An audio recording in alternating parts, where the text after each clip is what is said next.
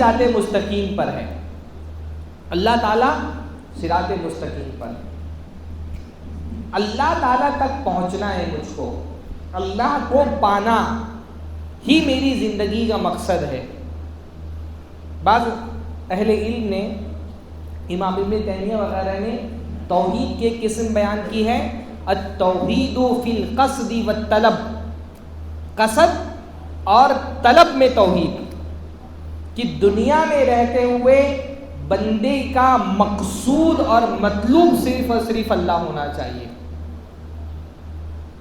صرف اللہ کو پا لینا، اللہ تعالیٰ تک پہنچ جانا، اللہ کو خوش کر دینا، یہی ہماری زندگی کا مقصد ہے۔ ابھی عید الاضحیٰ کے وقت میں آپ نے جانوروں کو ذبح کیا، جب آپ جانور کو لٹاتے ہیں اور ہاتھ میں چھری لیتے ہیں تو کیا دعا پڑھتے ہیں؟ انی وجہت وجہی للذی فطر السماوات والارض حنیفا، کہ میں نے اپنا رخ پورے طور پہ اس رب کی طرف کر لیا ہے جو ساری کائنات کو پیدا کرنے والا ہے۔ رخ آپ کس طرف کرتے ہیں؟ جس طرف آپ کو جانا ہوتا ہے۔ چہرہ آپ کس طرف کرتے ہیں؟ جہاں آپ کو پہنچنا ہوتا ہے۔ لِكُلِّ وِجْهَةٌ هُوَ مُوَلِّيهَا، دنیا میں الگ الگ لوگوں کے الگ الگ مقصود ہیں، ہر آدمی نے اپنی منزل کی طرف رخ کیا ہوا ہے۔ ہر آدمی اپنا چہرہ کہاں کرتا ہے؟ جو اس کی منزل ہوتی ہے، جو اس کا مقصد ہوتا ہے۔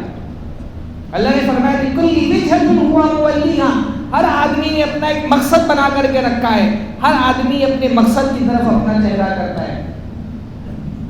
کسی نے دنیا کی مال و دولت کو اپنا مقصد بنایا ہے، اس کا چہرہ صرف مال و دولت کی طرف ہے۔ کسی نے اپنے پیٹ کو اپنا معبود بنا لیا ہے، اپنی شرمگاہ کو اپنا معبود بنا لیا ہے۔ کوئی اپنے نفس کا پجاری ہے تو اس کا چہرہ صرف اپنی نفس کی طرف ہوتا ہے۔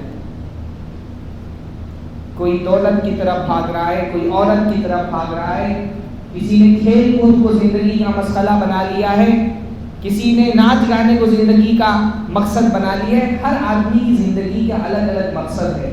ایمان والے بندے کی زندگی کا مقصد کیا ہے؟ اللہ کو پا لینا۔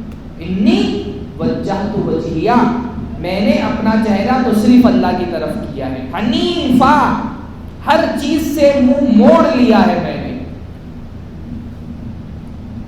ان صلاتی و نسکی و محیایا و مماتی للہ رب العالمین، میری نماز، میری قربانی، میرا جینا، میرا مرنا سب اللہ تعالیٰ کے لیے۔ ہماری زندگی کا مقصد اللہ ہے، ہماری زندگی کا مقصد اللہ ہونا چاہیے، ہمارا جینا اللہ کے لیے ہونا چاہیے، ہمارا مرنا اللہ تعالیٰ کے لیے ہونا چاہیے۔ اللہ کو پا لینا، اللہ کو خوش کر دینا ہی ہمارا سب سے بڑا گول، سب سے بڑا ٹارگیٹ دنیا کے اندر ہونا چاہیے۔ ابھی چیز ہے، دنیا ہی کمانی ہے، مال ہی کمانا ہے، بیوی بچوں کو بھی پالنا ہے، پوسنا ہے، بڑا کرنا ہے۔ دنیا ہماری ضرورت ہونی چاہیے، ہمارا مقصد نہیں ہونا چاہیے۔ ایمان والے بندے کے لیے دنیا ضرورت ہوتی ہے، مقصد نہیں ہوتی ہے۔ ضرورت اور مقصد میں فرق ہوتا ہے کہ نہیں ہوتا ہے؟ ہاں بھائی، آپ گھر میں رہتے ہیں نا، آسان سی مثال سے سمجھاتا ہوں۔ گھر میں آپ کی ضرورت ہے کہ بیت الخلاء گھر کے اندر ہو، قضائے حاجت کے لیے ٹوائلٹ بنواتے ہیں کوئی نا، مسلمان تو بنواتے ہیں خصوصی طور پہ۔ ٹوائلٹ کیا ہے؟ مقصد ہے یا ضرورت ہے؟ ضرورت، ضرورت ہے بھائی۔ کوئی اگر ٹوائلٹ کو زندگی کا مقصد ہی بنا، میرا مقصد ہی زندگی کا ٹوائلٹ میں بیٹھا ہے، تو آپ کہیں بے وقوف ہے۔ ضرورت کا ایک حد ہوتی ہے، اس حد تک کہ آپ کو اس کے لیے کوشش کرنی ہے، پر اس کو زندگی کا مقصد نہیں بنانا ہے، اور ضرورت کو کبھی بھی مقصد پر ترجیح نہیں دینی ہے۔ بات سمجھ میں آئی نا؟ سفر انسان کی زندگی کی ضرورت ہے، اس کو زندگی کا مقصد نہیں بنانا ہے۔ دنیا انسان کی زندگی کی ضرورت ہے۔ ہمارا دین الحمدللہ بہت ایڈوانس دین ہے۔ ہمارا دین یہ نہیں کہتا کہ دنیا مت کماؤ، ہمارا دین تو کہتا ہے وَلَا تَنْسَ نَصِيبَكَ مِنَ الدُّنْيَا، دنیا میں اللہ نے جو تمہارا حصہ رکھا ہے اس کو بھولو مت، کماؤ دنیا۔ مسجد سے باہر نکلتے ہیں دعا کیا پڑھتے ہیں؟ اللہم انی اسألک من فضلک، اللہ تعالیٰ میں تجھ سے تیرا فضل چاہتا ہوں، کماؤ دنیا۔ اللہ تعالیٰ نے فرمایا وَإِذَا قُضِيَتِ الصَّلَاةُ فَانتَشِرُوا فِي الْأَرْضِ وَابْتَغُوا مِن فَضْلِ اللَّهِ، جب نماز ختم ہو جائے تو زمین پر پھیل جاؤ اور اللہ تعالیٰ کا فضل تلاش کرو، دنیا کماؤ۔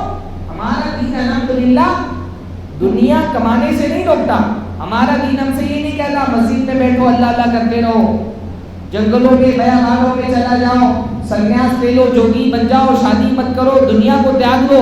ہمارا دین الحمدللہ ہم سے دنیا کو ترک کرنے کا مطالبہ نہیں کرتا، ہمارا دین ہم سے یہ کہتا ہے دنیا کماؤ لیکن دنیا کو اپنی ضرورت سمجھو، ضرورت بھر کماؤ، دنیا کمانے کو زندگی کا مقصد مت بنا لو۔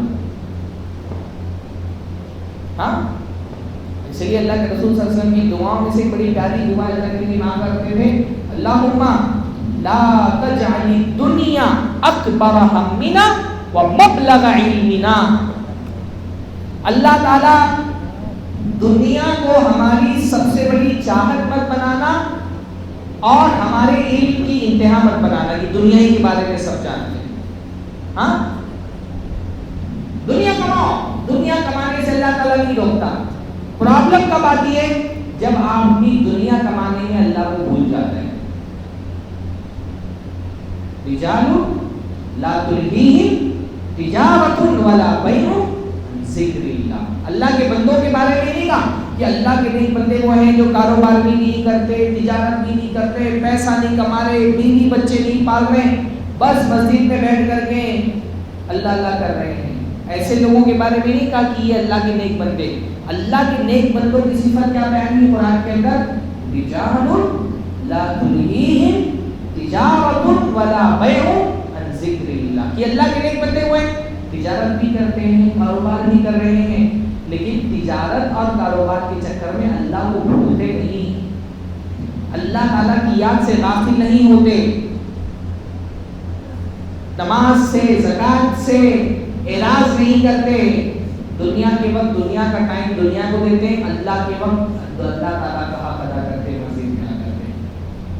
اللہ ہی ہماری چاہت ہے، اللہ ہی ہماری آرزو ہے، اللہ تعالیٰ ہی ہماری محبت ہونی چاہیے، اللہ ہی تعالیٰ ہماری زندگی کا سب سے بڑا مقصد ہونا چاہیے، اگر نہیں ہے تو بنانا چاہیے ہم کو۔ میرا جینا صرف یہ زبان سے نہیں بولنا چاہیے قربانی کے وقت کہ میرا جینا مرنا اللہ کے لیے، حقیقت میں یہ ہونا چاہیے کہ میری زندگی صرف اللہ تعالیٰ کے لیے ہو اور میری موت صرف اللہ کے لیے ہو، ہماری صبح شام کی ساری تگہدو صرف اللہ کے لیے ہونی چاہیے، ساری محنتیں صرف اللہ تعالیٰ کے لیے ہونی چاہیے، ساری کوششیں صرف اللہ تعالیٰ کے لیے ہونی چاہیے۔ سب سے بڑا ٹینشن دنیا میں رہتے ہوئے ہمارا کیا ہونا چاہیے کہ میں کون سی ایسی نیکی کر دوں کہ میرا رب مجھ سے خوش ہو جائے۔ جیسے دنیا دار آدمی کا ٹینشن ہوتا ہے نا کہاں سے میں چار پیسہ کما لوں، ویسے دین دار آدمی کا سب سے بڑا ٹینشن کیا ہونا چاہیے کہ میں کیا کروں کہ میرا رب مجھ سے خوش ہو جائے۔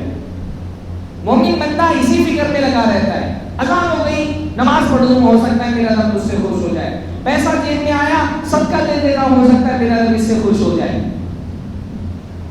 رمضان آ گیا اللہ کے لیے کھانا چھوڑ دیتا ہوں، پانی چھوڑ دیتا ہوں، ہو سکتا ہے میرا رب اس سے خوش ہو جائے۔ کیا میں دے دوں اللہ کے لیے کہ میرا رب مجھ سے خوش ہو جائے، اور کیا میں چھوڑ دوں اللہ تعالیٰ کے لیے کہ میرا رب مجھ سے خوش ہو جائے؟ کون سی نیکی ایسی کروں، کون سا ایسا ثواب کا کام کروں کہ اللہ تعالیٰ مجھے خوش ہو کر کے اپنی جنت عطا فرما دے؟ یہ سب سے بڑا ٹینشن اسی کا ہونا چاہیے ایمان والے بندے کو۔ جب یہ ٹینشن ہوگا نا تو بندہ کوشش کرے گا، معلوم کرے گا کہ بھئی اللہ کو کیا پسند ہے، میں کون سا کام کروں۔ جیسے انسان جب کسی سے محبت کرتا ہے نا تو اس فکر میں رہتا ہے کہ میں جس سے محبت کرتا ہوں اس کو کیا پسند ہے، میں وہ کام کروں جو میرے محبوب کو بیوی جب شوہر سے محبت کرتی ہے تو وہ فکر میں رہتی ہے کہ میرے شوہر کو کھانے میں کیا پسند ہے میں وہ بناؤں. شوہر جب بیوی سے محبت کرتا ہے تو وہ سوچتے رہتا ہے کہ میں کیا لا کر کے دوں کہ میری بیوی کے چہرے پہ مسکراہٹ آ جائے. آدمی جس سے محبت کرتا ہے اس کی پسند کا خیال رکھتا ہے.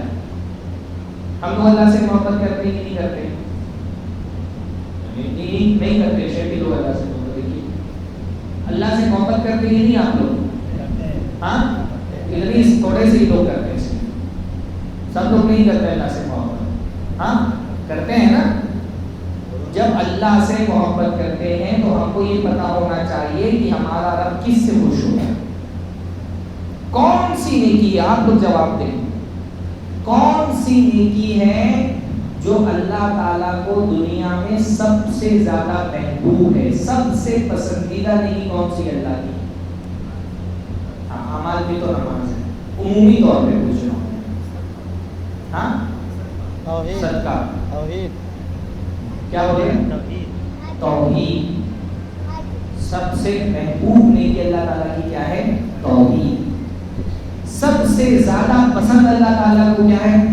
کہ بندہ اللہ کے حضور میں اس حالت میں حاضر ہو کہ اس نے اللہ کے ساتھ کسی کو شریک نہیں. سب سے اللہ کا محبوب بندہ وہی ہے. توحید سب سے بڑی نیکی ہے. ایمان سب سے عظیم ترین چیز ہے, اور ایمان میں سب سے پہلے کیا آتی ہے؟ توحید آتا ہے. اس لیے اللہ کو خوش کرنا ہے تو سب سے پہلی محنت ہم کو اپنے ایمان پر, اپنے عقیدے پر, اپنی توحید پر کرنی انشاءاللہ, ہے نا. اگر اللہ کو خوش کرنا چاہتے ہیں تو پہلی محنت اپنے عقیدے پہ کریں, اپنی ایمان پہ کریں. جنت اگر جانا چاہتے ہیں, کہاں جہاں جہاں قرآن مجید میں اللہ تعالیٰ نے جنت کا وعدہ کیا ہے, ہر جگہ اللہ تعالیٰ نے پہلی شرط کیا رکھی جنت جانے کے لیے؟ الذین آمنوا, جو لوگ ایمان لے کر گئے. تو ایمان, اچھا ہم سوچتے ہیں کہ بھائی ہم لوگ تو اہل حدیث ہیں ماشاءاللہ, ہم تو سب ایمان والے ہیں, ہم کو کیا ایمان پہ محنت کرنا ہے, ہم کو کیا توحید پہ محنت کرنا ہے. ہم ماشاءاللہ نہیں قبروں پہ جا کے فریادیں نہیں کرتے, مردوں سے جا کر کے دعائیں نہیں مانگتے, مزاروں پہ جا کے چادریں نہیں چڑھاتے. ہمارا عقیدہ تو بہت پختہ ہے الحمدللہ, ہم کو کیوں عقیدے میں محنت کرنی ہے؟ ایسی بات نہیں ہے. عقیدہ کوئی کورس نہیں ہے کہ اہل حدیث ہو گئے تو ماشاءاللہ توحید اتنی مضبوط ہو گئی, ایمان اتنا کامل ہو گیا کہ اب اس پر کوئی محنت کرنے کی ضرورت نہیں ہے. ایمان ایک ایسی چیز ہے جس پر مسلسل محنت کی ضرورت ہے. ایمان ایک درجے کا نہیں رہتا. رسول اللہ صلی اللہ علیہ وسلم نے فرمایا ان الایمان لیخلق فی جوف احدکم کما یخلق الثیاب, کہ تمہارے دلوں میں ایمان ایسے ہی کمزور ہو جاتا ہے جیسے کپڑے پرانے ہو جاتے ہیں. جیسے کپڑے پرانے ہوتے ہیں ویسے ایمان بھی پرانا ہو جاتا ہے. فاسألوا اللہ ان یجدد الایمان فی قلوبکم, تو اللہ سے دعا کرتے رہو کہ اللہ تعالیٰ ایمان کو تمہارے دلوں میں تازہ کرے. دعا بھی کرنا ہے اور کوشش بھی کرنا ہے ایمان کو پختہ رکھنے کے لیے. خاص طور پہ فتنوں کے دور میں اپنے ایمان کی حفاظت بہت ضروری ہے. کیسے ہوگی ایمان کی حفاظت؟ ایمان ایک پودے کی طرح ہے. جیسے پودے کو مسلسل پانی دینا پڑتا ہے نا, اگر پودے کو پانی نہیں دیں گے تو کیا ہوگا؟ پودا سوکھ جائے گا. ویسے ایمان کے درخت کو مسلسل علم کا پانی دینا پڑتا ہے. اگر اس کو علم کا پانی نہیں دیں گے تو کیا ہوگا؟ پودا سوکھ جائے گا. ایمان ایک زیور کی طرح ہے جو بہت قیمتی ہے, اور جب کوئی چور آپ کے گھر میں داخل ہوتا ہے تو اس کی کوشش کیا ہوتی ہے؟ جو گھر کا سب سے قیمتی سامان ہے وہی چراتا ہے چور نا, کہ بدری چرانے کے لیے آپ کے گھر میں داخل ہوتا ہے. ہاں, چور جب آپ کے گھر میں داخل ہوتا ہے تو اس کی نظر کس پر ہوتی ہے؟ آپ کے گھر کے سب سے قیمتی سامان پر. آپ کا سب سے قیمتی دولت کیا ہے؟ آپ کا ایمان. اور ایک چور ہے جو اس ایمان کو چرانے میں لگا ہوا ہے. کیا نام ہے اس چور کا؟ ہاں, شیطان. شیطان آپ سے آپ کا ایمان چھین کر کے، آپ کی توحید چھین کر کے چاہتا ہے کہ آپ کو جہنم میں ڈھکیل دے. اس نے اللہ سے وعدہ کیا. تو شیطان آپ کے ایمان کے پیچھے لگا ہے، اور شیطان کے حملوں سے اگر اپنے ایمان کو بچانا ہے تو اس کو علم کی تجوری میں بند کرنا پڑے گا. اچھا، یہ شیطان جب حملہ کرتا ہے آپ کے ایمان پر تو کون سا ہتھیار استعمال کرتا ہے؟ یہ شبہات کا ہتھیار. کون سا ہتھیار؟ شبہات، یعنی ڈاؤٹس، شک. شیطان کیا کر، شیطان کے دو ہتھیار ہیں، ایک شبہات کا ہتھیار اور ایک شہوات کا ہتھیار. دو ہتھیار ہیں شیطان کے پاس. شبہات کے ذریعے سے حملہ کر کے وہ کیا کرتا ہے؟ ہمارے ایمان کو ضائع کرنے کی کوشش کرتا ہے. اور شہوات کے ہتھیار کے ذریعے سے وہ کیا کرتا ہے؟ ہمارے عمل کو ضائع کرنے کی کوشش کرتا ہے. ڈاؤٹس اینڈ ڈیزائرز، یہ شیطان کے دو ہتھیار ہیں. شیطان جب شبہات کے ہتھیار سے حملہ کرتا ہے تو کون لوگ ہیں، چھوڑے اعلی جانے دیں، کون لوگ ہیں جو اپنے ایمان کی حفاظت کر لے جاتے ہیں؟ جن کا علم پختہ ہوتا ہے. جب انسان کے پاس علم پختہ ہوگا نا تو شبہات اس پر اثر انداز نہیں ہوں گے. اور اگر علم کمزور ہوا تو آسانی سے بندہ شیطان کے شبہے کا شکار ہو جاتا ہے. خاص طور پہ یہ جو دور ہے نا، یہ فتنوں کا دور ہے. یہ ایسا دور ہے جس دور کے بارے میں رسول اللہ صلی اللہ علیہ وسلم نے فرمایا تھا، فتنوں کا ایسا دور آئے گا، یصبح الرجل مؤمنا ویمسی کافرا، کہ آدمی صبح کے وقت مومن ہوگا اور شیطان کے شبہات کا شکار ہو کر کے شام ہوتے ہوتے وہ کافر ہو جائے گا. ویمسی مؤمنا ویصبح کافرا، اور شام کے وقت مومن ہوگا اور صبح ہوتے ہوتے وہ کیا ہو جائے گا؟ کافر ہو جائے گا. اتنے شدید شیطان کے شبہات ہوں گے. اس لیے مومن بندہ کبھی بھی معمون اور مطمئن ہو کے نہیں بیٹھ سکتا. رہے ہم تو اہل حدیث ہیں، شنکر نگر کے رہنے والے، ہمارے یہاں اتنے بڑے بڑے علماء پیدا ہوئے، شیطان ہمارا کیا بگاڑ پائے گا؟ ایسا نہیں ہے. شیطان جب حملے کرتا ہے، بڑے بڑے لوگ اپنے ایمان سے ہاتھ دھو بیٹھتے ہیں. اس لیے مومن بندے کو، بھائی آپ کے گھر میں جب قیمتی چیز ہوتی ہے تو آپ ڈرے ہوئے رہتے ہیں نا کہ کہیں یہ چوری نہ ہو جائے. ایمان والا بندہ ڈرا رہتا ہے کہ کہیں میرا ایمان شیطان مجھ سے چرا کر کے نہ لے جائے. کتنا بھی پکی، جتنا پختہ ایمان والے ہوں گے نا اتنا ہی زیادہ آپ کو ڈر لگا رہے گا. ارے بھائی، کیا حضرت ابراہیم سے زیادہ ہمارا پختہ ایمان ہو جائے گا؟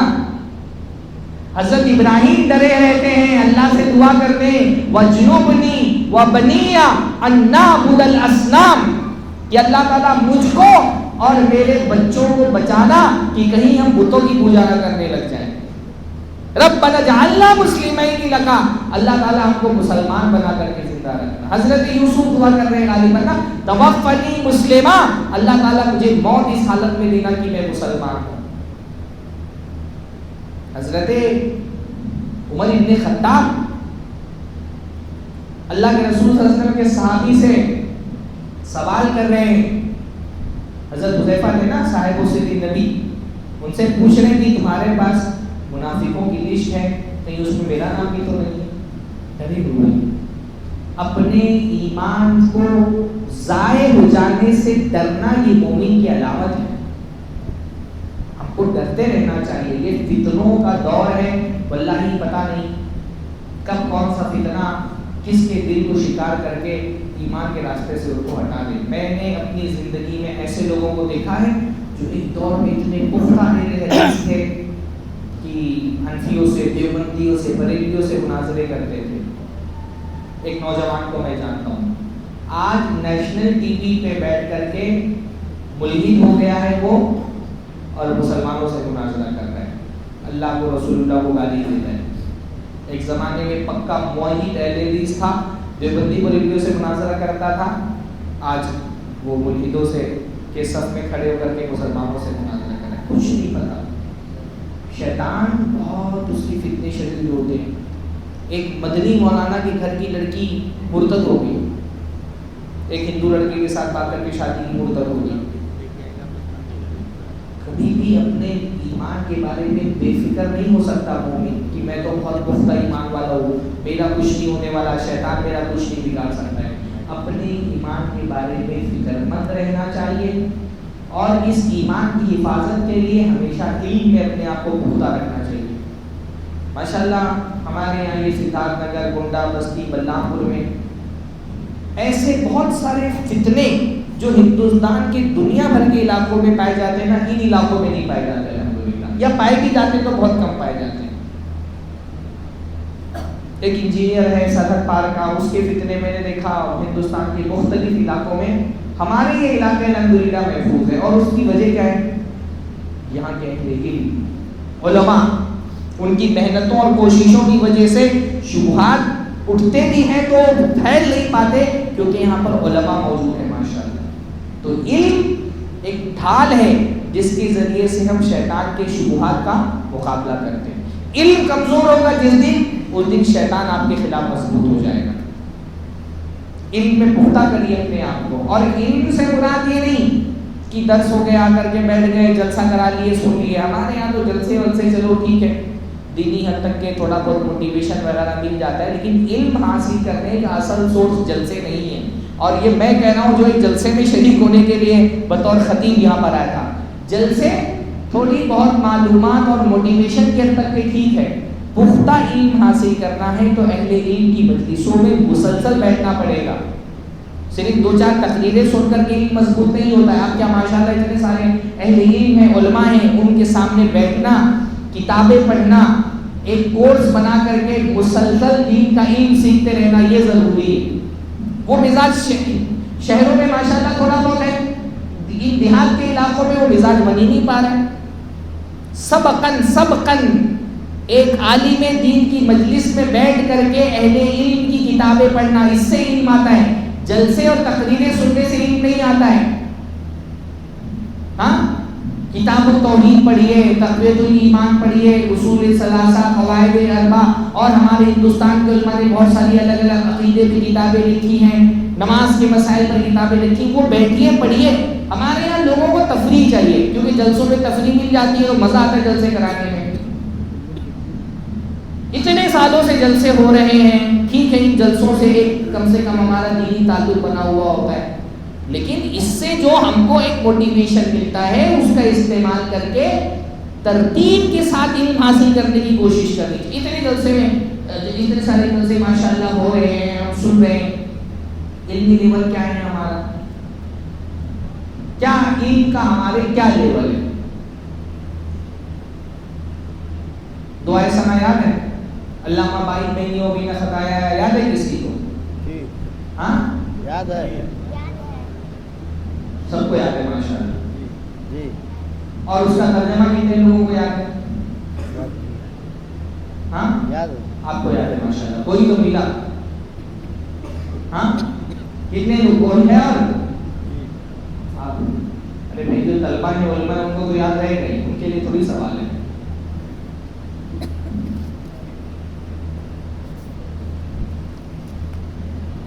التحیات للہ والصلوات, کتنے لوگوں کو اس کا ترجمہ پتہ ہے؟ ہاں آپ کو پتہ ہے ماشاءاللہ. میں کوئی طرز نہیں کر رہا, میں یہ بتا رہا ہوں کہ جلسوں میں ہم اپنا شوق, کانوں کی عیاشی تو ہماری ہو جاتی ہے. تقریر کی مولانا بہت مزہ آیا, آج ان کی تقریر میں مزہ آیا, ان کی تقریر میں مزہ نہیں آیا. جلسے تو زیادہ تر شوق اور تفریح کے لیے لوگ سننے جا رہے ہیں. پختہ علم چاہیے تو اچھے علماء کی صحبت میں بیٹھ کر کے وہ ملے گا, وہ جلسوں اور تقریروں سے نہیں ملے گا. اور آپ کو تو کوئی شنکر نگر والوں کو کوئی عذر قبول نہیں ہوگا اللہ تعالیٰ کے یہاں. آپ کے یہاں تو بھرے ہوئے علماء ماشاءاللہ. کتنے علماء ہیں؟ ہاں ابھی حافظ یار صاحب بتا رہے تھے 150 سے زائد علماء ہیں آپ کے گاؤں میں. ارے بھائی کوئی دیہات ہو جہاں پر کوئی عالم نہیں ملا تو وہ اللہ تعالیٰ کے عذر پیش کرے تو سمجھ میں بھی آتا ہے کہ میں کہاں سے دین سیکھتا, میرے پاس تو علماء ہی نہیں تھے. ہاں اتنے 150 علماء ہیں, اور اگر آپ کو اگر التحیات للہ والصلوات کی باتوں کا ترجمہ نہیں پتا ہے تو آپ کو بھی اللہ تعالیٰ کے یہاں جواب دینا پڑے گا, مولویوں کو بھی جواب دینا پڑے گا کہ 150 علماء گاؤں میں تھے اور اتحیات کا ترجمہ کیوں نہیں سکھایا؟ خوشبو ہی نہیں آئے گا نا. مسئلہ ترجیحات کا ہے کہ آپ کی ترجیح میں یہ ہے ہی نہیں کہ میں اپنی نماز دین کا علم کیوں حاصل کرنا ہے بھائی کہ میرا اللہ سے تعلق اچھا ہو. دین کیوں سیکھنا ہے؟ اللہ میرا محبوب ہے, اللہ میرا مطلوب ہے, اس کو میں خوش کرنا چاہتا ہوں, اس کے لیے میں نماز پڑھتا ہوں. میں اپنی نماز اچھی کروں اس لیے میں دین کا علم حاصل کروں گا نا. تو اپنی نماز اچھی کرنا کیا یہ ہماری زندگی کا مقصد ہے کہ میری نماز اچھی ہو جائے؟ نماز کیسے اچھی ہوگی؟ ہاں, جب آپ سمجھ کر پڑھیں گے کہ آپ کیا پڑھ رہے ہیں. طوطے کی طرح ہاتھ ڈالا, اللہ کا بائٹ میں نہیں وہ بھی نہ خطایا ہے, پڑھ دیا, کیا نکل رہا ہے زبان سے کچھ پتہ ہی نہیں ہے. تو کیسے نماز میں خشوع کیسے آئے گا؟ ترتیب کا علم ہماری ترجیحات میں ہی نہیں ہے, ہمارا مقصد ہی نہیں ہے. اپنی عبادتوں کو سنوارنا, خوبصورت بنانا, یہ ہمارا مقصد ہی نہیں ہے. اسی لیے کچھ پتا نہیں. دنیا کے بارے میں ہم سے کوئی پوچھے, ہاں دنیا کے بارے میں جیسے اللہ نے کافروں کے بارے میں فرمایا نا, وَيَا کیسے وَيَعْلَمُونَ ظَاهِرًا مِنَ الْحَيَاةِ الدُّنْيَا, یہ صرف دنیا کے ظاہر کو جانتے ہیں, آخرت سے غافل ہیں. دنیا کے بارے میں آپ کچھ بھی پوچھ لیں. امریکہ کے صدر کا نام بتاؤ, کون ہے امریکہ کا صدر؟ ہاں سب کو معلوم. IPL کا فائنل کون جیتا ہے؟ ہاں یہ پتا ہے. اتحیات کا ترجمہ نہیں پتا, یہ پتا ہے کہ IPL کا فائنل کون جیتا ہے. کیونکہ دین ہماری ترجیحات میں نہیں ہے. دین کا علم سیکھے پہلا اس لیے تاکہ ہمارا ایمان مضبوط ہو, اور دین کا علم سیکھے اس لیے تاکہ ہماری عبادتوں میں خشوع آئے. کیا کبھی ہم نے یہ سوچا نہیں مجھ کو اچھا دنیا کی ہر چیز میں ہم ترقی کرنا چاہتے ہیں. جو آدمی 2 لاکھ کما رہا ہے وہ 4 لاکھ کمانا چاہتا ہے, جو 2 کروڑ کما رہا ہے وہ 4 کروڑ کمانا چاہتے ہیں. دنیا میں کہیں پہ جا کر کے ہم روکتے نہیں کہ اتنا بہت ہو گیا. عبادتوں کے معاملے میں ہم بہت قناعت پسند ہیں, فرض پڑھ لیا بہت ہے. پوری زندگی اتنے سالوں سے ہم نماز پڑھ رہے ہیں, پوری زندگی ہم کو توفیق نہیں ملتی کہ 8-10 صورتیں جو اماں نے, ابا نے, حافظ جی نے یاد کرائی تھی اس سے کچھ زائد صورتیں یاد کر لیں, نہیں تو وہ توفیق ملتی ہے. اللہ کے کچھ بندے ہوتے, ہاں, ورنہ پوری زندگی وہی جو اماں پارے کے آخری کی 8-10 صورتیں یاد کرا دی تھی, والدین نے زندگی بھر وہی صورتیں. کبھی ایسا نہیں ہوتا ہے کہ 60 سال 70 سال کے ہو گئے کہ بھائی 2 آیتیں کچھ قرآن کی نہیں یاد کریں کہ تھوڑا سا خشوع ہے نماز کے اندر. وہ جو یاد بھی گئی, جو یاد بھی ہوتا ہے اس میں بھی سلیکٹ کر کے ہم صورتیں نہیں پڑھتے نماز کے اندر. ہاں, اللہ اکبر کا سورہ فاتحہ پڑھ لیا, سورہ فاتحہ کے بعد آٹومیٹک جو سورت منہ پہ آ گئی وہ آ گئی. بیشتر لوگ تو میرے خیال سے سالوں گزر جاتے انا اعطیناک الکوثر قل هو اللہ احد, اس کے علاوہ اور کوئی سورت پڑھتے ہی نہیں. یہی صورتیں زبان پہ چڑھی ہوئی ہیں, یہی پڑھتے ہیں, اسی سے نماز پوری کر رہے ہیں. ہو جاتی ہے نماز, پر نمازوں میں حسن نہیں آتا, عبادتوں میں حسن نہیں آتا. عبادتیں جو ہماری ہیں یہ کیا ہے؟ یہ نماز کیا ہے؟ جیسے نیکیوں میں سب سے بڑی نیکی ایمان عقیدہ ہے. ایمان کے بعد جب عمل کا نمبر آتا ہے عبادتوں کا, تو عبادتوں میں سب سے عظیم عبادت کیا ہے؟ نماز. نماز اللہ تعالیٰ کی سب سے محبوب عبادت ہے, اور جو چیز اللہ کو محبوب ہو وہ بندے کو بھی محبوب ہونا چاہیے. نماز سے اللہ تعالیٰ کو محبت ہے تو مومن کو بھی نماز سے محبت ہونی چاہیے. ایمان والے بندے کو نماز سے بڑی محبت ہوتی ہے, اس کو مزہ آتا ہے نماز پڑھنے میں. ہاں, جب ایمان دل میں سچا ہوتا ہے بندے کو نماز پڑھنے میں مزہ آتا ہے. اللہ تعالیٰ ہم کو بھی اس درجے میں پہنچا دے, ہے نا. اللہ کے نبی صلی اللہ علیہ وسلم نے مومن کے بارے میں کیا فرمایا؟ قلبہ معلق بالمساجد, کہ نیک آدمی کا دل مسجد میں لٹکا رہتا ہے, مسجد میں اٹکا ہوا ہے. وہ نماز پڑھنے کے لیے آتا ہے, اس کا دل ہی نہیں کرتا کہ مسجد چھوڑ کر کے جائے, لیکن مجبوری میں جانا بھی پڑتا ہے تو دل لگا رہتا ہے مسجد کے اندر بھی، پھر کب دوبارہ اللہ تعالیٰ کی طرف سے بلاوا آئے گا اور میں مسجد میں حاضر ہو جاؤں گا. اللہ تعالیٰ ہم کو اس درجے کا نمازی بنا دے. ہاں ٹھیک ہے بھائی، ایک آدمی اس درجے میں نہیں پہنچا ہے جہاں اس کو نماز میں مزہ آئے پھر بھی نماز پڑھ لے رہا ہے، یہ بھی بہت غنیمت ہے. اس آدمی سے تو بہتر ہی ہے جو نہیں پڑھ رہا ہے. ہاں بھائی کچھ لوگ تو ہوتے ہیں جن کو مزہ آتا ہے نماز پڑھنے میں، جیسے رسول اللہ نے اپنے بارے میں کیا فرمایا، قرۃ عینی فی الصلاۃ، میری آنکھوں کی ٹھنڈک نماز میں. یعنی میں نماز پڑھتا ہوں تو مجھے سکون محسوس ہوتا ہے. اللہ کے نبی صلی اللہ علیہ وسلم کبھی کبھی حضرت بلال سے کہا کرتے تھے، ارے اتنا یا بلال، اے بلال اذان دو تاکہ ہم کو راحت ملے. یہ بھی ایک درجہ ہے ہاں کہ ایمان والے بندے کو نماز پڑھنے میں مزہ آنے لگے. اللہ کے نبی صلی اللہ علیہ وسلم کے بارے میں صحابہ نے بیان کیا، کان اذا حضبہ امر فزع الی الصلاۃ. اللہ کے نبی صلی اللہ علیہ وسلم کو جب بھی گھبراہٹ ہوتی ہے اللہ کے نبی نماز پڑھتے تو سکون ملتا، گھبراہٹ ختم ہو جاتی. تو یہ بھی ایک درجہ ہے نماز پڑھنے والوں کا کہ نماز پڑھنے میں مزہ، جیسے صحابہ کا تھا، صحابہ کو نماز پڑھنے میں مزہ آتا تھا، لطف ملتا تھا، وہ محسوس کرتے تھے اللہ تعالیٰ سے قریب ہونے میں ایک لذت ہے نا، صحابہ کرام اس لذت کو محسوس کرتے تھے.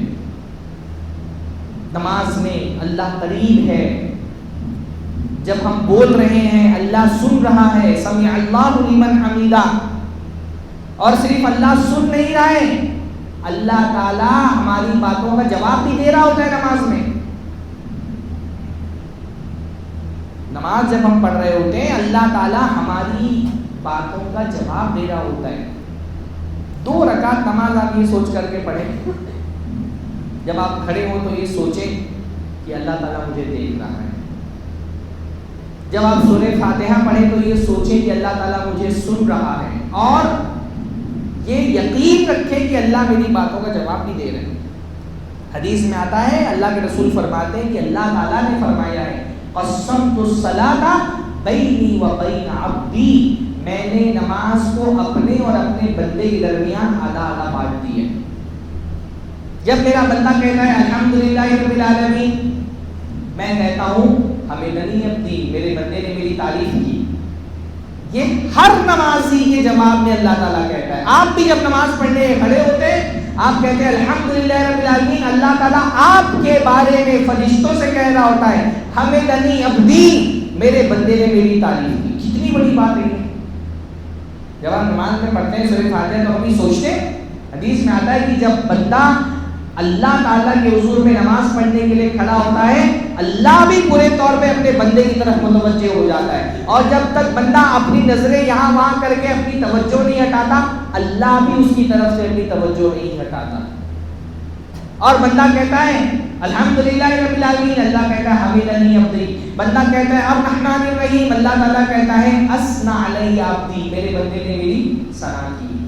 بندہ کہتا ہے مالک یوم الدین، اللہ کہتا ہے مجدنی عبدی، میرے بندے نے میری عظمت بیان کی.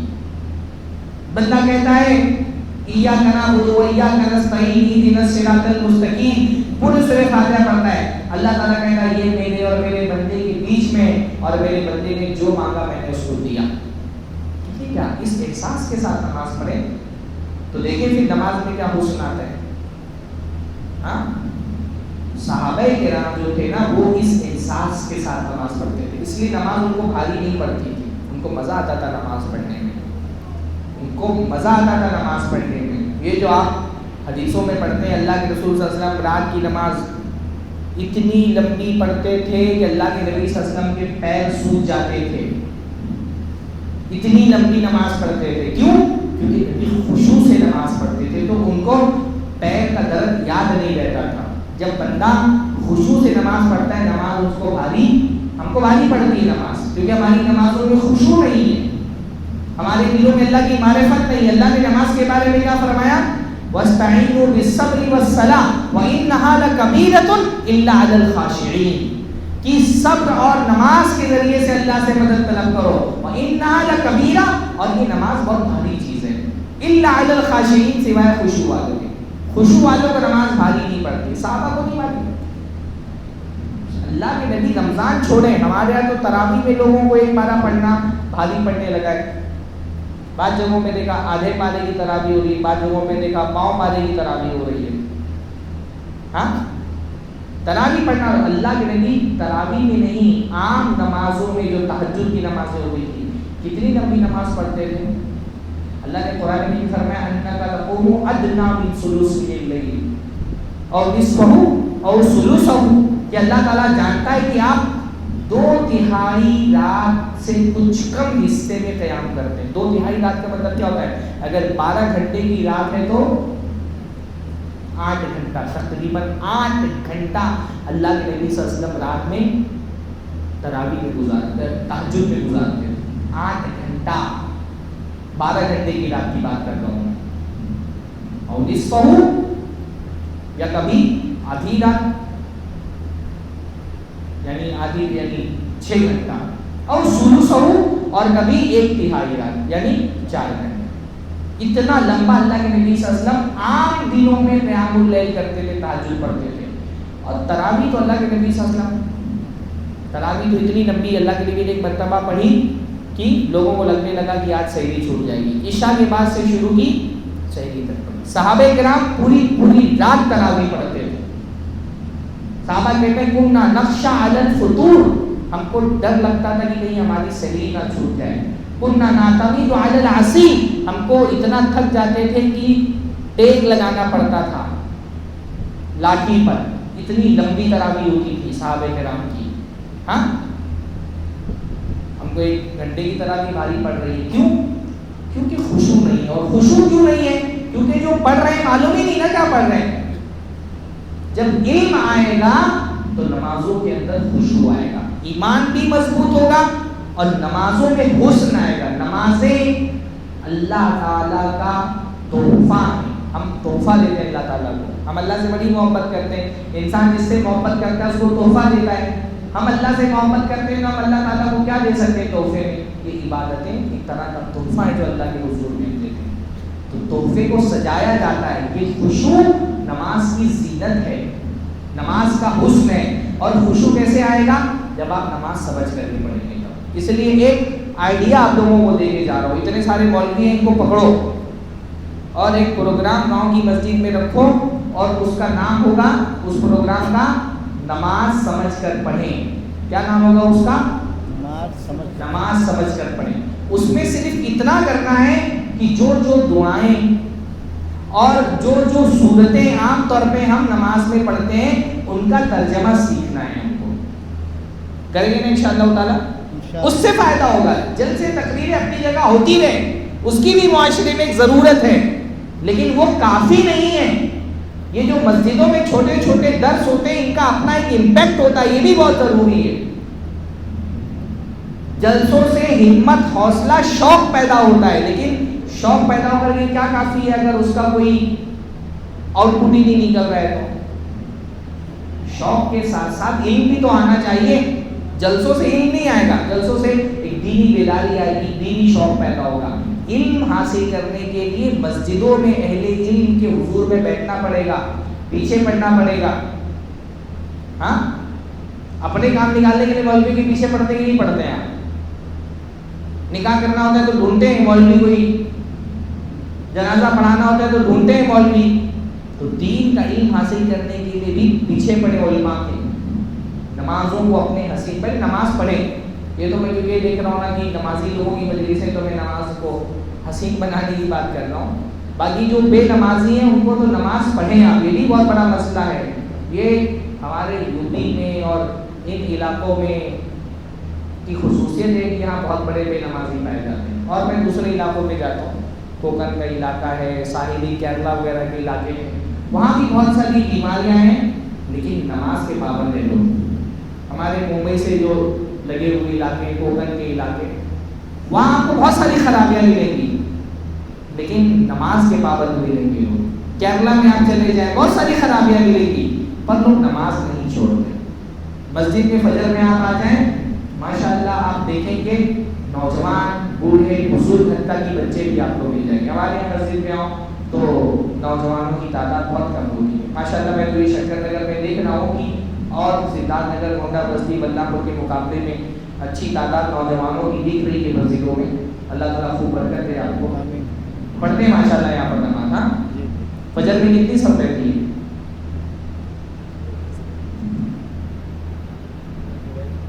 2-2.5 صف رہتی ہے ماشاء اللہ. تو بہت اچھی بات ہے, یعنی لوگ پڑھتے ہیں فجر ماشاء اللہ.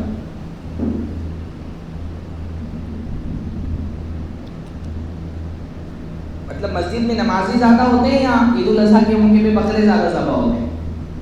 ہاں یعنی فجر میں نمازیوں کی تعداد زیادہ ہوتی ہے یا عید الاضحیٰ میں قربان ہونے والے بکروں کی تعداد زیادہ ہے؟ بکروں کی تعداد. یعنی جتنے بکرے ذبح ہوئے اتنے نمازی نہیں. ہاں یعنی کچھ نہ کچھ بکرے ذبح کرنے والے ایسے جو بکرا تو ذبح کرتے تھے پر نماز نہیں پڑھتے ہیں, بہت سارے. ہاں بھائی بکرے کی قربانی سے زیادہ ضروری فجر کے وقت نیند کی قربانی. ابھی شیخ نے کہا نا جلسہ تو ایک مستحب چیز ہے, نماز تو واجب ہے, تو قربانی بھی صحیح قول کے مطابق علماء کی قربانی سنت موقعہ ہے, فرض نہیں ہے, جبکہ نماز پڑھنا کیا ہے؟ واجب ہے. اللہ نے قرآن مجید میں نماز کا ذکر پہلے کیا ہے, قربانی کا ذکر بعد میں کیا ہے. فصلی لربک وانحر, اپنے رب کے لیے نماز پڑھو اور اپنے رب کے لیے قربانی کرو. یہ کتنی عجیب بات ہے کہ قربانی کرنے کو تو ہم تیار ہیں ماشاءاللہ, بڑے سے بڑا بکرا لے کر کے آ رہے ہیں اور نماز پڑھائے ہیں. ہر جگہ یہ صورت آ رہی ہے. میں عمرہ میں رہتا ہوں, نارملی ہمارے یہاں مسجد میں جہاں میں نماز پڑھتا ہوں 2 صف 1.5 صف نمازی ہو جاتی ہے.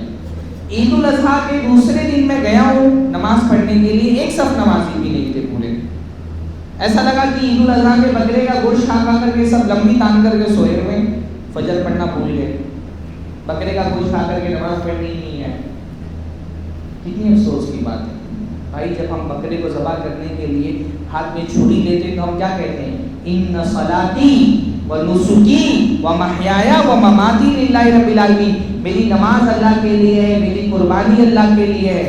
تو یہ کون سا قربانی کرنے والا ہے جس نے نماز پڑھی بھی نہیں ہے اور ہاتھ میں چھری لے کے بول رہا ہے میری نماز اور میری قربانی اللہ کے لیے؟ ہاں بکرا قربان کرنے کے ساتھ ساتھ ہم نمازیں بھی قربان کر رہے ہیں, ڈر نہیں لگتا اللہ تعالیٰ کا ہم کو. نمازوں کی پابندی, خاص طور پہ فجر کی نماز کی پابندی کریں.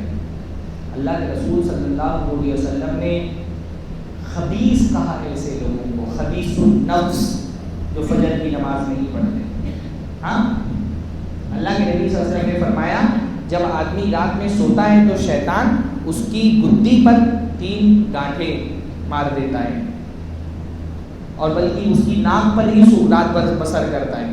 اور جب فجر کی اذان ہوتی ہے تو شیطان آ کر کے اس کے کان میں ایک فسوق رکھتا ہے, اس کے دل میں یہ بات ڈالتا ہے کہ سو جاؤ, ابھی رات بہت لمبی ہے. ہاں لیکن ایمان والا بندہ یہ شیطان کے بہکاوے میں نہیں آتا. وہ شیطان کا اس خیال دماغ سے نکال کر کے اٹھتا ہے, اللہ کا ذکر کرتا ہے, سو کے اٹھنے کی دعا پڑھتا ہے. سو کے اٹھنے کی دعا یاد ہے نا؟ ہاں سناؤ, الحمدللہ الذی احیانا اماتنا والیہ النشور. سو کے اٹھنے کی دعا پڑھتا ہے, ایک گانٹ اس کی کھل جاتی ہے. وضو بناتا ہے, دوسری گانٹ کھل جاتی ہے. نماز پڑھتا ہے, تیسری گانٹ کھل جاتی ہے. فاصبح نشیطا طیب النفس. اللہ کے نبی فرماتے ہیں ایسا آدمی جو فجر پڑھ لیتا ہے نا وہ چاق و چوبند ہو کر کے اور پاک نفس والا ہو کر کے صبح کرتا ہے. اور جو آدمی سویا پڑا رہتا ہے, اللہ کے نبی اس کے بارے میں فرمایا فاصبح کسلان خبیث النفس. ایسا آدمی سستر ہو کر کے اور خبیث ہو کر کے صبح کرتا ہے. خبیث النفس کا, اور کیوں نہیں ہوگا وہ خبیث النفس؟ اللہ نے فرمایا ذاکا بال الشیطان فی اذنی, یہ ایسا بندہ ہے جس کے کان میں شیطان نے پیشاب کر دیا.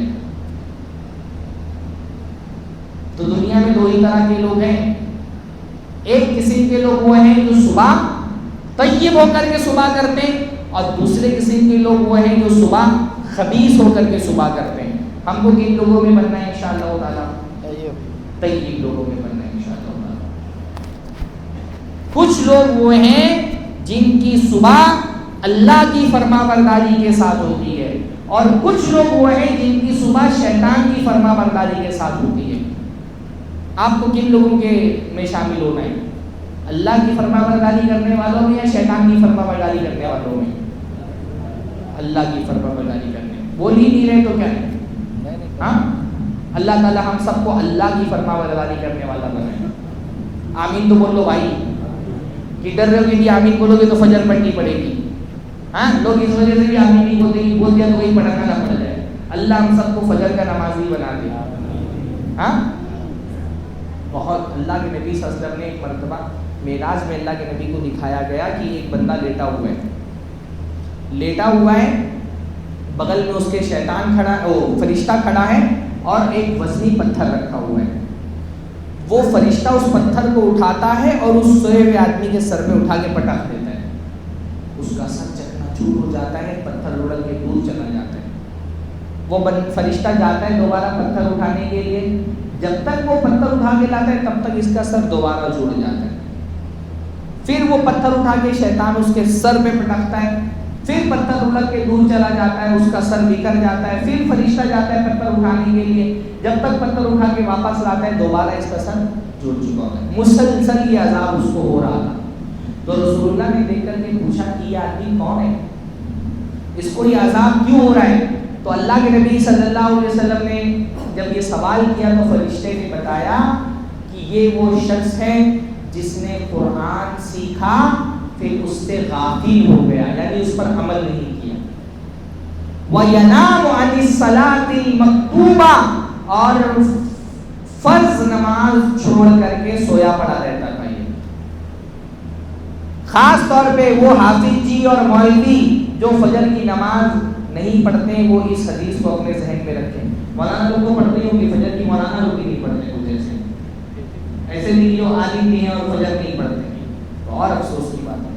یہ ان لوگوں کے لیے خاص کیا بتائے اس آدمی کے بارے میں کہ قرآن سیکھ کر کے غافل ہو گیا، یعنی عمل نہیں کیا اور فرض نماز چھوڑ کر کے سویا پڑا رہتا تھا۔ یہ حدیث ان لوگوں کے لیے، اللہ ہم سب کو محفوظ رکھے۔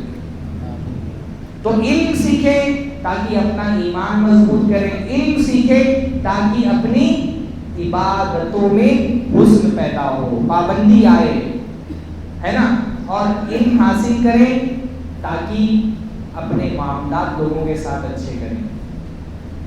علم نہیں ہونے کی وجہ سے کیا ہوتا ہے؟ معاملات خراب ہوتے ہیں، آدمی کو حلال حرام کا پتہ ہی نہیں ہے، ہاں، جائز ناجائز کا علم نہیں ہے، حلال کو حرام سمجھ رہا ہے، حرام کو حلال سمجھ رہا ہے، سود کھا رہا ہے سمجھ رہا ہے حلال ہے۔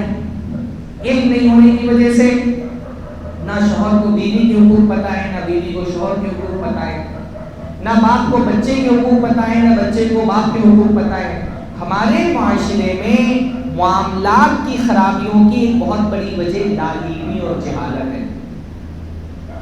ماں باپ کو بھی نہیں پتا بچے میں پر ہمارا کیا حق ہے، کیا کتنا دیر بول رہے ہو گیا ہے نا، ہاں 5-10 منٹ بول سکتے ہو ہمارا، ہاں اچھا ٹھیک ہے۔ تو علم نہیں ہونے کی وجہ سے ہمارے معاشرے میں معاملات میں بھی بہت ساری خرابی ہوتی ہے۔ کچھ مثالیں میں بتاتا ہوں۔ مولانا نے بول آپ ریاض بھائی چلنا ہے کیا کہیں؟ ارے کھاتے نہیں کھانا ہونا، تقریر تھوڑی روز کرتے پیتے ہیں، کھانا تو میں روز ہی کھاتا ہوں۔ علم نہیں ہونے کی وجہ سے معاملات میں بھی بہت خرابی ہوتی ہے، خاص طور پہ یہ ہمارے دیہات میں بہت سارے لوگوں کو نہیں پتا ہوتا ہے۔ بیٹے کو علم نہیں ہے کہ باپ کی جائیداد میں اس کا حصہ کب بنے گا، وہ ابا کی زندگی میں ہی بولتا ہے لا ہمارا حصہ جو ہمیں الگ کر دو، بولتے نا لوگ، اس کو یہ پتہ ہی نہیں ہے کہ باپ کی زندگی میں بیٹے کا کوئی حصہ نہیں ہوگا۔ ہاں، یہ جو لڑکے لوگ باپ کو بولتے ہیں ہمارا حصہ جو ہمیں الگ کر دو، کا حصہ بھائی؟ باپ کی زندگی میں بیٹے کا کوئی حصہ نہیں ہے، باپ نے جو کمایا سب اس کا ہے۔ اچھا کچھ لوگ بولتے نہیں ابا کی کمائی میں نہیں مانگ رہا ہوں، جو دادا کے وراثت میں ابا کو ملا ہے اس میں مانگ رہا ہوں۔ نہ باپ کی کمائی میں بیٹے کا کوئی حصہ ہے باپ کی زندگی میں، نہ اس کو جو بپنسی میں ملا ہے اس میں بھی کوئی حصہ نہیں۔ بھائی حصہ ترکے میں بنتا ہے. ترکا مطلب ترکا عربی کا لفظ ہے نا. ترکا مطلب کیا ہوتا ہے؟ چھوڑی ہوئی چیز. جو باپ چھوڑ کر کے مر جائے گا اس میں بیٹے کو حصہ ملے گا. اللہ نے فرمایا للرجال نصیب مما ترک الوالدان والاقربون. مردوں کا حصہ اس مال میں ہے جو ماں باپ نے چھوڑ دیا ہے, وفات پا گئے. لڑکیوں کا حصہ اس مال میں جو چھوڑ کے وفات پا گئے. باپ کی زندگی میں بیٹے کا کوئی حصہ نہیں ہے, بلکہ ہو سکتا ہے کہ باپ زندہ ہو بیٹا پہلے مر جائے تب, تو مرنے کے بعد پھر باپ کے مرنے کے بعد اس کا کوئی حصہ نہیں لے جائے گا. تو بیٹے کو پتہ ہی نہیں, باپ کو بھی نہیں پتہ ہے. بہت سارے مسائل میں باپ کو بھی یہ پتہ نہیں ہوتا. ہمارے معاشرے میں جہاں جوائنٹ فیملی کا سسٹم ہے وہاں باپ کو یہ لگتا ہے بیٹا چاہے بوڑھا ہو جائے جتنا کما رہا ہے سب لا کر کے مجھ کو دے. بیٹے کی کمائی پر باپ کا صرف اتنا حق ہے جتنا باپ کی ضرورت ہے. یہ پتہ ہی نہیں باپ کو. ہمارے خاص طور پہ یہ سب علاقوں میں جہاں جوائنٹ فیملی کا سسٹم چلتا ہے یہ اصول بنا دیا گیا ہے سارے بیٹے جو بھی کمائیں گے سب لا کر کے ابا کے ہاتھ میں رکھیں گے. شریعت میں ایسا کوئی اصول نہیں ہے. ہاں باپ کی کفالت بیٹوں کی ذمہ داری ہے. باپ کی جو ضرورت ہے کھانے کی, پانی کی, رہائش کی, علاج کی, وہ بیٹے پورا کریں گے. سب کی ذمہ داری ہے حسب استطاعت. لیکن باپ کی اگر وہ بھی کب, جب باپ ضرورت مند ہو, محتاج ہو. اگر باپ کے پاس اتنا مال ہے کہ اس کی اپنی ضرورت پوری ہو جا رہی ہے تب اس کا بیٹے کی کمائی پر وہ بھی حصہ نہیں بنتا ہے.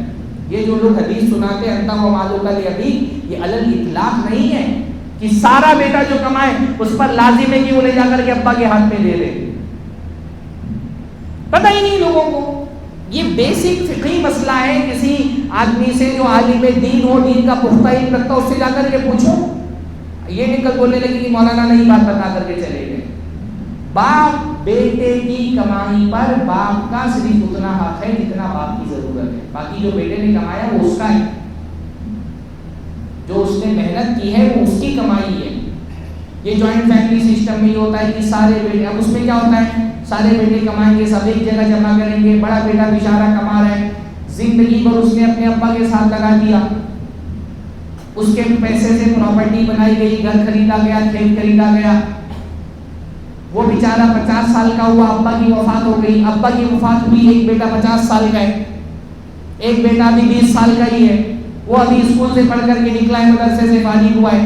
اب پراپرٹی تقسیم ہو رہی ہے تو اس 20 سال کے بیٹے کو بھی اتنا ہی مل رہا ہے جتنا 50 سال کے بیٹے کو مل رہا ہے. حالانکہ جو پراپرٹی بنی ہے جو بیچارے اس 50 سال کے بیٹے کی کمائی کی وجہ سے بنی ہے, لیکن اس کی کمائی میں چھوٹے بھائی کو تو حصہ مل جا رہا ہے. اب چھوٹا بھائی جو کمائے گا وہ اپنا اکیلے الگ بنائے گا. تو بڑے بھائی کے ساتھ ناانصافی ہو رہی ہے کہ نہیں ہو رہی؟ یہ جوائنٹ فیملی سسٹم میں یہ نہیں کہہ رہا کہ جوائنٹ فیملی سسٹم برا ہے, پر جوائنٹ فیملی سسٹم میں ہم نے کچھ اصول ایسے بنائے ہوئے ہیں جس کی وجہ سے بیٹوں میں سے کسی کے ساتھ ظلم بھی ہوتا ہے. کیونکہ علم نہیں لوگوں کو کہ صرف میں تو ایک مثال بتا رہا ہوں, ماں اور بیٹے اور باپ کی ایسی بہت ساری. بیوی کو نہیں پتا کہ شوہر پر میرا کیا حق ہے, شوہر کو نہیں پتا بیوی پر کیا حق ہے. شوہر شادی کرا کے لایا ہے, عورتیں بھی ہیں, عورتیں نہیں ہیں نا, عورتوں کو رکھا کرے بھائی, ان کا انتظام آواز جا رہی ہے. شوہر لے کے آتا ہے شادی کر کے ایک عورت کو, چلو بھائی ٹھیک ہے, تھوڑا بہت گھر میں ساس سسر کی خدمت کر دینا, ان کے ساتھ اس میں سلوک کرنا ٹھیک ہے, پر بہو پر ساس سسر کی خدمت واجب نہیں ہے کہ پورا سب کا وہ کر کے دے گی. بہت سارے گھروں میں بہو کو ایسا رکھتے ہیں گویا کہ بہو نہیں لے کر کے آئے, نوکرانی لے کر کے آئے. ساس کی بھی خدمت کرے, سسر کی بھی خدمت کرے, دیور اور جیٹھ کی بھی خدمت کرے. اتنی ساری سے اللہ تعالیٰ نے اس پر صرف اپنے شوہر کی اطاعت واجب کی. ٹھیک ہے, وہ اپنے طور پر احسان کرتے ہوئے ساس سسر کی بھی خدمت کرے, دوسرے لوگوں کی بھی خدمت کرتے, یہ اس کا احسان ہے, اس پر واجب نہیں تھا. یہ جیسے شوہر بھی بہت ساری چیزیں بطور احسان کرتا ہے, اس پر واجب نہیں ہوتا ہے. شوہر پر لازم تھا کہ بیسک ضرورتیں پوری کر دے، لیکن نہیں، وہ اپنی بیوی کو اور اچھے سے رکھ رہا ہے، خوبصورت مکان اس کے لیے بنا رہا ہے، اس کے لیے فریج لا کر کے دے رہا ہے، اس کے لیے اے سی لگوا دیا ہے، اس کے لیے خادمہ فراہم کر دیا ہے. یہ شوہر کی طرف سے احسان ہے. سب سے بڑا احسان تو یہ کر رہا ہے کہ دوسری شادی نہیں کر رہا ہے. شریعت نے اس کو اجازت دی تھی پر اپنی بیوی کا دل رکھنے کے لیے نہیں کر رہا ہے. یہ بھی احسان ہے شوہر. بعض مرتبہ عورتیں اپنے حقوق کے معاملے میں یاد رکھتی ہیں کہ مجھ پر ساس سسر کی خدمت واجب نہیں ہے. ٹھیک ہے بھائی، صحیح بات ہے، پر شوہر پر بھی یہ واجب نہیں ہے کہ تمہارا دل رکھنے کے لیے وہ دوسری شادی نہ کرے. اگر تم بولو ساس سسر کی خدمت مجھ پہ نہیں واجب ہے، وہ بولے ٹھیک ہے تم مت کرو، تم پر نہیں واجب ہے، میں ایک ایسی عورت ڈھونڈ کر کے لاتا ہوں جو احسان کرتے ہوئے میرے ماں باپ کی خدمت بھی کرے گی. شریعت نے اس کو بھی اجازت دی. تو لوگوں کو ایک دوسرے کے تئیں کیا حقوق ہے، کیا ذمہ داریاں، یہ بھی نہیں پتہ. اس کی وجہ کیا ہے؟ لوگوں کے پاس علم نہیں. وراثت تقسیم ہو رہی ہے، لوگوں کو پتہ ہی نہیں وراثت کیسے بانٹنا ہے، کوئی نہیں کس کا حصہ کہا جا رہا ہے. شوہر کا انتقال ہو رہا ہے، کتنے گھروں میں دیکھا ماں پورے حصے پہ کنٹرول کر کے رکھی ہوئی ہے. ماں یعنی بیوی مرنے والے کی، کسی کو کچھ نہیں دے رہی. جب تک بیوی زندہ ہے پورا شوہر کا وراثت اپنے کنٹرول میں رکھی ہوئی ہے. حلال نہیں اس کے لیے، صرف اس کا 8واں حصہ ہے، باقی ماں بھائی بہنوں میں تقسیم ہونا چاہیے وراثت. من علم نہیں ہے. کوئی آدمی مر گیا، اس کی صرف بیٹیاں ہی بیٹیاں ہیں، اب اس کی وراثت میں بیٹیوں میں جو بھی بٹے گا اس کے بعد جو بچے گا وہ کس کو جائے گا؟ اس کے مرنے والے کے بھائی بہنوں کو جائے گا. آج تک ایک مسئلہ بھی میں نے ایسا نہیں دیکھا، ایک کیس بھی میں نے نہیں دیکھا جس میں مرنے والے کی صرف بیٹیاں ہوں اور اس کی وراثت میں اس کے بھائی بہنوں کو حصہ دیا گیا ہو. آپ نے دیکھا ہے کچھ؟ کبھی نہیں دیکھا. ساری بیٹیاں لے کر کے بیٹھ جاتی ہیں اپنے چاچا اور پھوپھی کا حصہ مانگ کر کے. علم نہیں ہونے کی وجہ سے معاملات بھی خراب ہو رہے ہیں. علم آئے گا ایمان مضبوط ہوگا، علم آئے گا عبادتوں میں حسن آئے گا، علم آئے گا تو معاملات درست ہوں گے. اور چوتھی چیز، جب علم آئے گا تو لوگوں کے اخلاق اچھے ہوں گے انشاءاللہ. اخلاق کے لیے بھی علم آنا ضروری ہے. دین ان 4 چیزوں کا نام ہے. یہ جو بھی میں نے آپ کے سامنے تقریر کی نا، یہ پورے دین کا خلاصہ ہے. دین 4 چیزوں کا نام ہے: ایمان، عبادات، معاملات اور اخلاق. انہی 4 چیزوں سے مل کر کے دین بنتا ہے. اچھا مسلمان وہ ہے جو عبادت میں بھی اچھا ہو، جو ایمان کا بھی پختہ ہو، عبادتوں میں اچھا ہو، معاملات میں صاف ستھرا ہو اور اخلاق میں اچھا ہو. علم آئے گا. ہم کو اخلاق اچھے کرنے کے لیے بھی پتہ ہونا چاہیے اچھے اخلاق کس کو کہتے ہیں. اگر کوئی ہم سے کھڑا ہو کرے بولے چلو اللہ کے رسول صلی اللہ علیہ وسلم کے اخلاق کیسے تھے، 5 اخلاقی خوبیاں اللہ کے رسول کی بتاؤ، ہم بتا پائیں گے؟ ہم نے کبھی سیکھا ہی نہیں اخلاق. اچھے اخلاق کس کو کہتے ہیں. اچھا اخلاق حاصل کرنے کے لیے بھی علم حاصل کرنا پڑے گا. اللہ تعالیٰ آپ کو توفیق نصیب فرمائے. اہل علم کی صحبتوں میں بیٹھ کر کے دین کا علم سیکھنے کی توفیق دے. ایسا علم جو ہماری دنیا کے لیے بھی فائدہ مند ہو اور آخرت کے لیے بھی فائدہ مند ہو. رسول اللہ صلی اللہ علیہ وسلم نے اس لیے دعائیں کرتے تھے، رسول اللہ میں انی اسألک علما نافعا، اللہ تعالیٰ میں تجھ سے نفع بخش علم کا سوال کرتا ہوں. نفع بخش علم مطلب پہلا تو یہ کہ وہ علم جس کا فائدہ ہو، فضول چیزوں کا علم نہیں. IPL کون جیتا، ڈونلڈ ٹرمپ امریکہ کا صدر ہے، ہاں یہ کیا ہے؟ اس علم کا مجھ کو کوئی خاص فائدہ نہیں ہونے والا. اور پھر اس علم کو سیکھنے کے بعد جب تک میں عمل نہ کروں وہ عمل بھی پھر وہ علم بھی فائدے مند نہیں ہے. تو اللہ تعالیٰ سے دعا کرنا چاہیے کہ اللہ تعالیٰ ہم کو نافع علم عطا فرما جو ہمارے لیے فائدہ مند ہو اور جس سے ہم فائدہ اٹھا سکیں، جس سے اپنے کردار کی اصلاح کر سکیں، اپنی عبادتوں کو سنوار سکیں، اپنے اخلاق درست کر سکیں، جس سے ہمارا ایمان پختہ ہو. ایسے علم کے لیے اللہ تعالیٰ سے دعا کرنی چاہیے. اقول قولی ھذا واستغفر اللہ لی ولکم ولسائر المسلمین واستغفروہ انہ هو الغفور الرحیم. وآخر دعوانا الحمد للہ رب العالمین. السلام علیکم ورحمۃ اللہ وبرکاتہ.